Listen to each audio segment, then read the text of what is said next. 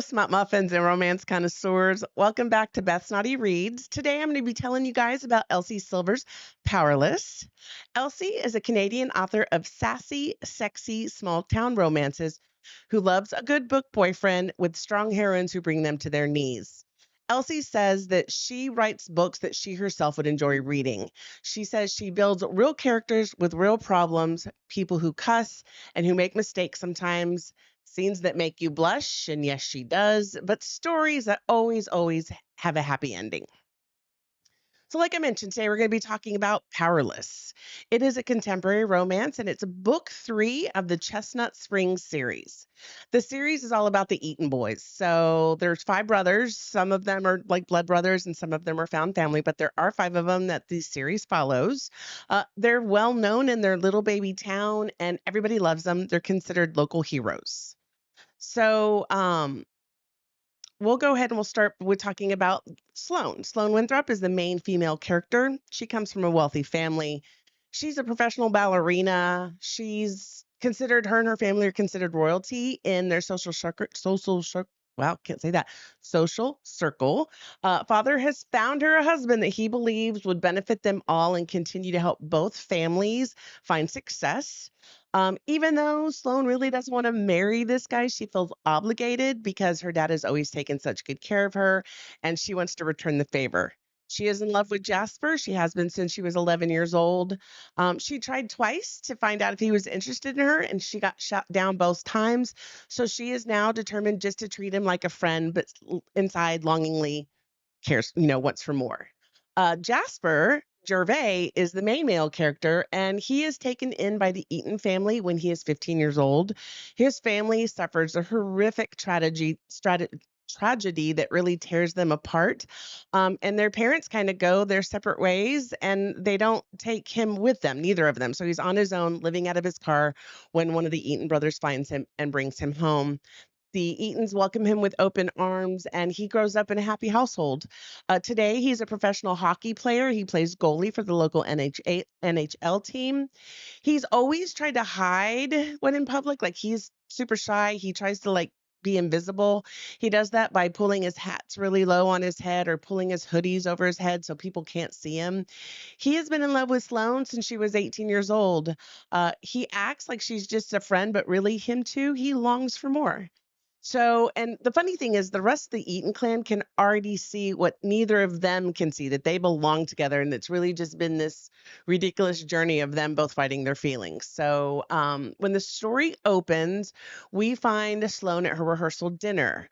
She is engaged. Her fiance name is Sterling Woodcock, and his last name tells you everything you need to know about this guy because it ends in cock, and that is what he is.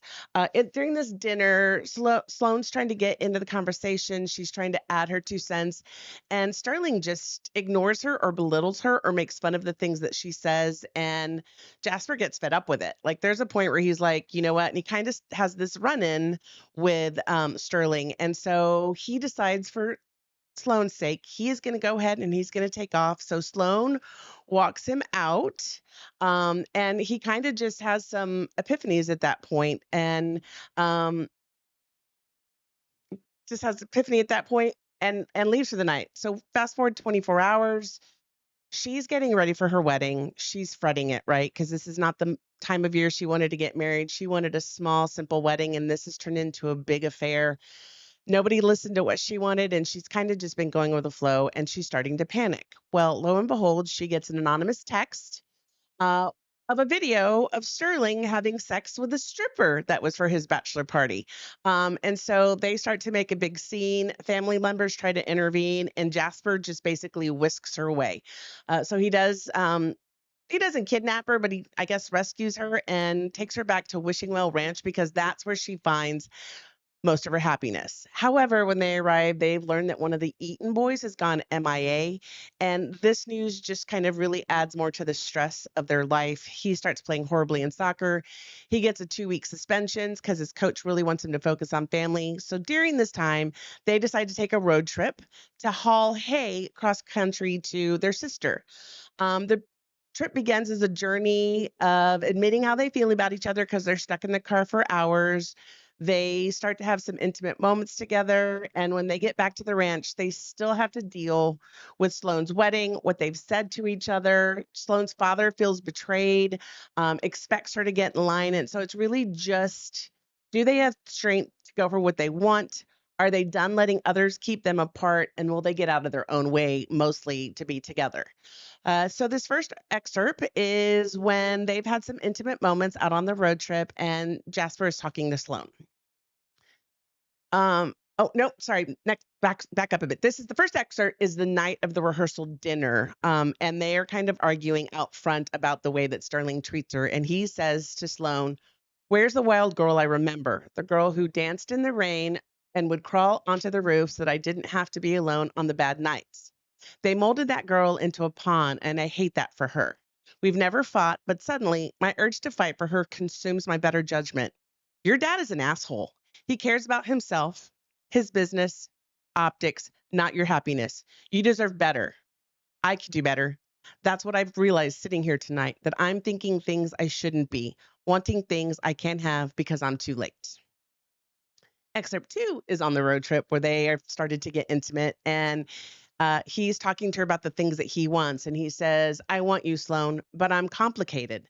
The things I like, the things I want, the way my head works. You're so light and shiny. I don't want to tarnish you. I don't want to hurt you." His teeth sink into my shoulder and I buck against him, gasping. "More than anything, I don't want to lose you." So he's still fighting kind of the way he feels about her and how he sees himself, interacting with her, and that he's just really not good enough. I have a couple of reviews. Let me open them up here. Give me 1 second.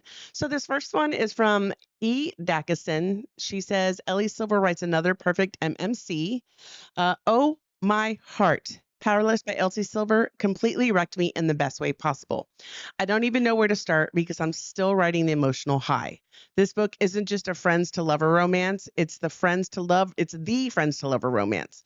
Childhood friends, unspoken longing, years of tension, and that perfect slow burn that makes you want to scream into the pillow." Yes, that's the story of the book. So the next one is Friends to Lovers by Jennifer. Said it had my whole heart. She says, "Oh, oh, oh my, this book has my whole heart. Wow, it truly gives honor to the friends to lover trope. One of my most anticipated reads of the year, and it did not disappoint. There was just something about this book that made it so special that I don't think I can adequately put it into words. There was some sort of simple magic that Elsie created between the two main characters that made me truly fall in love with them, their insecurities, their friendships, and ultimately their love story. This book hit me hard, and I loved every single page of Sloane and Jasper's love story." And lastly, Debbie L. Thune. I just read this one because I really liked it. I thought it was witty. She says, "Jasper and Sloane, best friends to HEA. Another excellent read from author Elsie Silver. I can't wait to read this entire series again, like going back for a second piece of pie at Thanksgiving." And I loved that analogy. I thought it was really great. So overall, I give this story a 5 rating. It's got great character building. We've got that childhood best friends that have been in love with each other forever. It's got found family. It's got drama. I'll tell you that the dad, Harvey, he's in all the books. He's a hoot. He's always saying something inappropriate and keeping things light. He'll say things throughout the series that he likes to say because it embarrasses the kids. For example, he calls Sloane and Jasper kissing cousins, even though they're not blood related at all. And he always keeps telling them that if they end up together, their babies will have tails. And he does this in front of everybody and it embarrasses him. And that's just kind of how he likes to get the family going. They grow as they begin to give into their feelings. You really start to see them blossom. They start to figure things out about themselves and what's going on around them and how they're being naive. Sloane starts to stick up to her dad, and Jasper starts hiding from life and actually starts getting out of the darkness and starting to live the way he should be, and for Sloane as well. I gave it 4 peppers. It's spicy, but still showcases emotional depth. It's really about the love story and what they need to do to come together and have the best lives that they can have. But Jasper does give those "you were mine" talks, like he gives that presence, and that dirty talk to emphasize that is really fucking hot. So it does get really steamy.